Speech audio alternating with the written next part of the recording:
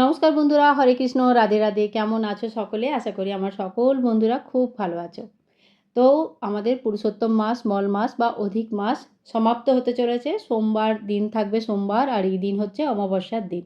অমাবস্যার দিনে নর্মালি বাঙালি ঘরে মা কালীর পুজো হয়। তো মা কালীর পুজো যেমন নিত্য নিয়মে আপনারা করবেন সেভাবে তো করবেনই। আর আজকের ভিডিওটা কিন্তু একদমই আলাদা। আপনাদের সাথে বাংলাতে প্রথমবার ইউটিউবে এই ভিডিওটা শেয়ার করছি। তো এই মানে এটা হয়তো অনেকেই জানেন না, তাই আমাদের যে যেটুকু আমি জেনেছি এত বছরের এত কালচারে থেকে সেটা আপনাদের সাথে শেয়ার করতে যাচ্ছি, আর আশা করি আপনাদের খুব ভালো লাগবে ভিডিওটা।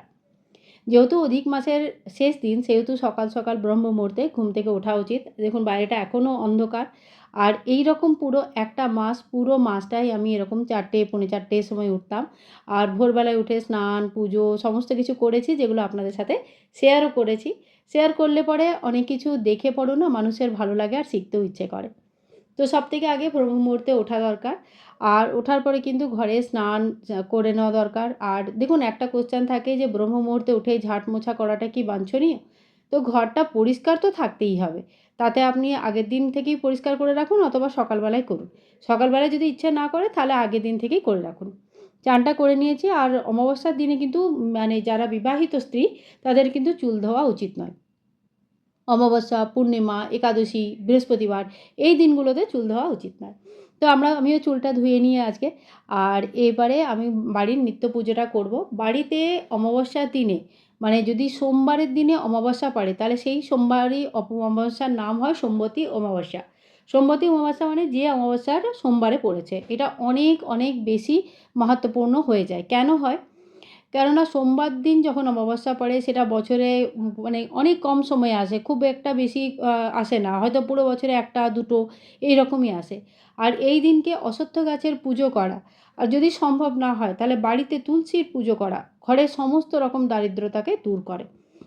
তো সোমবতী অমাবস্যা সবসময়তেই যারা বিবাহিত মহিলা তাদের এই অমাবস্যার দিনে পুজো পাঠ করা উচিত।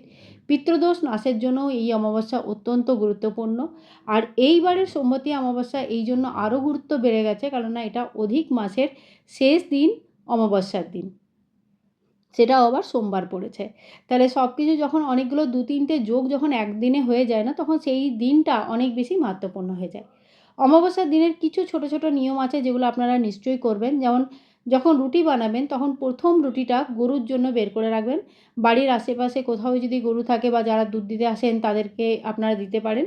তো একটা রুটি গরুকে নিশ্চয়ই দেবেন। আর সকালবেলায় উঠে স্নানাদি করে সবথেকে আগে ভগবানকে জল চড়ানো উচিত। সূর্যনারায়ণকে প্রণাম করা, অর্ঘ্য দেওয়া কর্তব্য। সেই জন্য এখানে আমি সূর্যনারায়ণকে জল দিয়ে দিয়েছি। বাড়ির মন্দিরে পুজোটা হয়ে গেছে আমার। যেহেতু আজকে আপনাদের সাথে আমি তুলসী পুজোটা শেয়ার করতে চলেছি, তাই বাড়ির নিত্য পুজোটা আমি খুব বেশি করে শেয়ার করলাম না।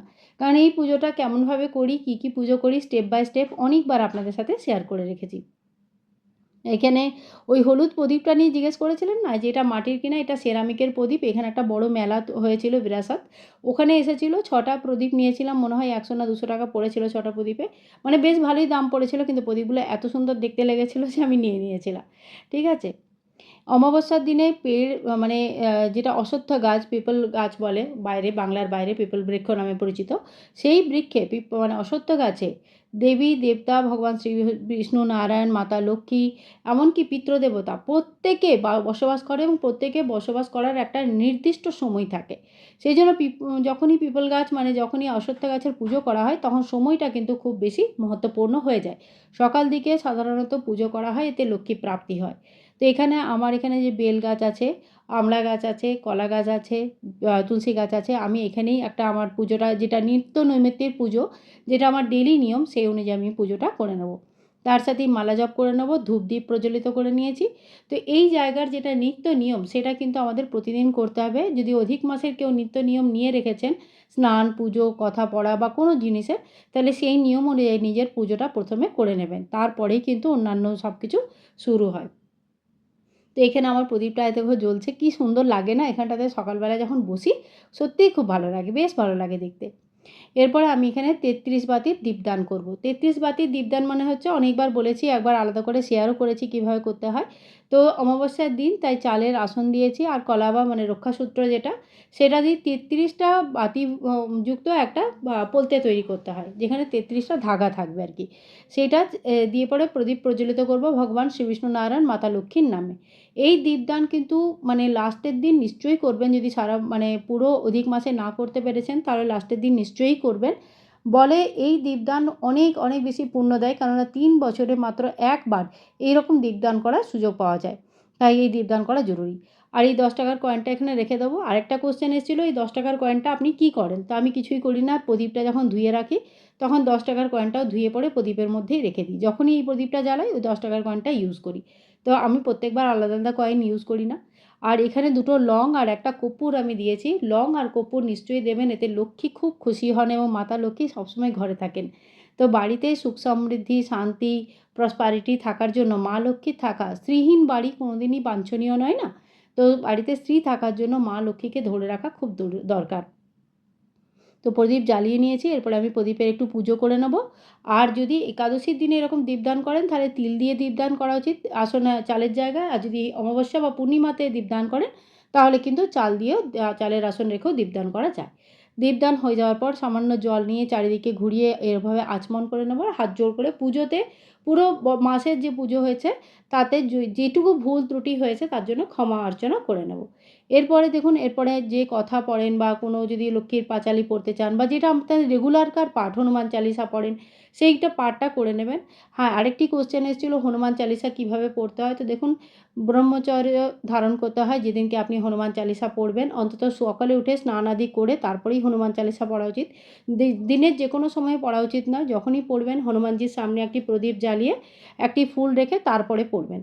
সর্বথা শুদ্ধ সাত্ত্বিক খাওয়া দাওয়া এবং তার সঙ্গে জামা কাপড়ও যেন শুদ্ধ সাত্ত্বিক হয়, পুরনো বাসি জামা নয়, ধোয়া পরিষ্কার হওয়া জামা পরা উচিত। ঠিক আছে? এর উপরে একটা সম্ভব হলে আলাদা ভিডিওই আমি বানিয়ে দেবো। এরপরে সোমবতী অমাবস্যার দিন আমি দেখাচ্ছি বাড়িতেই তুলসী পুজোটা কীভাবে করবেন। দেখুন, দেখতে সুবিধা হবে বলে আমি এখানে তুলসী গাছ নিয়ে এসে তুলসী মায়ের পুজোটা এখানেই করে নিচ্ছি। কিন্তু আপনাদের যদি তুলসী মঞ্চ থাকে বা তুলসী গাছ বাইরে যেখানে থাকবে সেইখানেও কিন্তু এই পুজোটা খুব সুন্দর করে করা যায়। জরুরি নয় ঠাকুরের কাছে নিয়ে এসে এইভাবেই পুজোটা করতে হবে। আমি বাস একসঙ্গেই সমস্ত ঠাকুর এবং তুলসী পুজোটা দেখানো হয়ে যাবে, সেই জন্য এখানে করছি। আটার সঙ্গে সামান্য হলুদ মিশিয়ে নিয়েছি। আপনাদের হয়তো জানা নেই কি, আজকে সোমবতী অমাবস্যার দিনে সোমাধবিনের একটি গল্প আছে। সেই গল্পটা বেশ সুন্দর গল্প। হিন্দিতেই আছে, বাংলাতে আমি এই গল্পটা কোনোদিন শুনিনি। তো তার পুজো করা হয়। তো তার মানে তিনি সোমবতী অমাবস্যার পুজো করে তার মানে অখণ্ড সৌভাগ্যের অধিকারিণী হয়েছিলেন। সেজন্য তাকে যেমন বটসাবিত্রী পুজোতে সাবিত্রী সত্যবানের গল্প আমরা জানি, তার পুজো করা হয় স্বামীর জন্য, তার ত্যাগ আর তার স্বামীকে ফেরত পাওয়ার যে অদ্ভুত গল্প, যেটা অসম্ভব জিনিসকেও সম্ভব করেছিলেন তার সতীত্ব তার সাবিত্রীর জন্যে, সেরকমই সোমবতী অমাবস্যায় সোমাধবিনের গল্প পড়া হয় এবং তাকে পুজো করা হয়। ঠিক আছে? তো এখানে আমি তার একটা মানে এরকমই একটা ছবির মতন বানিয়ে নেব, হাত পা একটা মানুষের আর কি একটা নারীর চিত্র মতন, আর সেখানেই তাকে টিকা লাগিয়ে পুজো করব। আর এরপরে তুলসী মাকে এরকমভাবে একটা ওড়না উড়িয়ে দেবো আমি। তো আপনাদের কাছে যদি ওড়না না থাকে, এরকম মানে চুনরি যদি না থাকে, তাহলে সেক্ষেত্রে কিন্তু কলাবা বা রক্ষাসূত্র বস্ত্রস্বরূপ অর্পণ করা যেতে পারে। এরপরে দেখুন, খুব সহজ করেই পুজোটা দেখাচ্ছি। তুলসী পুজোতে সবথেকে আগে জল দেওয়া উচিত। যখনই কোনো দেববৃক্ষের পুজো করা হয় তো সবথেকে আগে জল দেওয়া উচিত। তো ওং নমঃ তুলসায়, ওং নমঃ তুলসায়, ওং নমঃ তুলসী মাতায় নমো নমঃ, এরকম যা মন্ত্র আপনাদের আসে বা যা মন্ত্র আপনারা জানেন, বা জল দেওয়ার একটা স্পেশাল মন্ত্র হয়, সেটাও যদি সম্ভব হয় মনে থাকে তাহলে সেই দিয়েও তুলসী মাকে প্রথমে জল অর্পণ করুন। এরপরে টিকা লাগাবেন, বস্ত্রস্বরূপ কলাবা চড়াবেন, তারপরে দেখুন কিছু ভোগ প্রসাদ ফলাদি অর্পণ করা হয়। আর আজকের দিনে দান করা নিশ্চয়ই দরকার। যদি অধিক মাসের কিছু নিয়ম নিয়েছেন তাহলেও দান করতে পারেন, যদি নিয়ম না নিয়েছেন তবুও অমাবস্যার জন্য দান করা উচিত। তো এখানে আমি কিছু জিনিস দানের জন্য বের করে নিয়েছি, যেটাকে পুজোর পর আমি দান করে নেব। আর এরপরে মায়ের এইভাবে আরতি করে নেব, খুব সুন্দর করে প্রদীপ দেখিয়ে আরতি করে নেব। যদি প্রদীপ ঘিয়ের বা তিল তেলের প্রজ্বলিত করতে পারেন খুবই ভালো হয়। আর হাত জোড় করে পূজাতে যা যা ত্রুটি হয়ে গেছে, ভুল হয়ে গেছে, কম হয়ে রয়েছে, সেগুলোর জন্য ক্ষমা আর প্রার্থনা করে নেব। আজকের দিনে মা তুলসীকে কিন্তু শাঁখা, লোহা, পলা, সিঁদুর, আলতা ইত্যাদি মাকে দিয়ে সেগুলো কোনো বিবাহিত মহিলাকে আপনারা দান করতে পারেন। এতে বলে যে মাথার সিঁদুর অখণ্ড সিঁদুরের মানে সৌভাগ্যবতী থাকে সারা জীবন। তো সেজন্য এটা খুবই ভালো জিনিস। এরপরে তুলসী মাকে পরিক্রমা করতে হয়। তো অমাবস্যার দিনে 108 পরিক্রমার বিশেষ মাহাত্ম্য আছে। যদি সম্ভব না হয় তাহলে 5 বার 7 বার পরিক্রমা করতে পারেন। জায়গা থাকলে পুরো গোল করে ঘুরে পরিক্রমা করবেন, সেটাই পরিক্রমার অ্যাকচুয়ালি নিয়ম। কিন্তু যদি জায়গা না থাকে তাহলে নিজে যেখানে দাঁড়িয়ে পুজো করছেন সেই জায়গাতেও ক্লকওয়াইজ মানে আপনার নিজের রাইট হ্যান্ড সাইড থেকে ঘুরে গোল করে পরিক্রমা করতে পারেন। কিন্তু এদিন যথাসম্ভব পরিক্রমা নিশ্চয়ই করা উচিত। খুব কম হলেও কমসে কম 5টি পরিক্রমা 7টি পরিক্রমা তো নিশ্চয়ই করবেন। এবারে আমার কাছে পুজো পাঠের অনেক বই আছে, যেগুলো থেকে আমি নানা রকম যে কথাগুলো আছে সেগুলো পড়ি আর তার সম্বন্ধে অনেক কিছু জানতেও পারি। তো এই বইটা আমার কাছে হিন্দিতেই আছে। সোমবতী অমাবস্যা যে কথা সেটা আমি বাংলাতে কোথাও দেখিনি। যদি আপনারা জানেন তো আমাকে জানাবেন। তো সেই কথাটা আমার এখানে বইয়ে যেটা আছে সেটাই আমি পড়ে নেব। আর হাতে একটা ফুল নিয়ে সবসময় কথা পাঠ করতে হয়। তো ব্রত কথা পড়ার পর দেখুন এইভাবে পুজোটা আমার হয়ে যাবে। এরপরে যে জিনিস নিয়ে আমরা পরিক্রমা করেছি, যেমন আমি বাতাসা দিয়ে পরিক্রমা করেছি, তো সেইগুলো সবসময় বিতরণ করে দিতে হয়। ঘরের বাড়ির লোকে সেগুলো গ্রহণ করেন না। আর যে ভোগ প্রসাদগুলো মাকে আলাদা করে দিয়েছেন সেইগুলো কিন্তু বাড়ির লোকদের আপনারা বিতরণ করতে পারেন। তো এইভাবে তুলসী মায়ের পুজো করলে বাড়িতে দুর্দশা, দারিদ্রতা সবই দূর হয়। তো বন্ধুরা, দেখা হবে আরেক নতুন ভিডিওয়। তখনও পর্যন্ত বিদায় নিচ্ছি। হরে কৃষ্ণ, রাধে রাধে।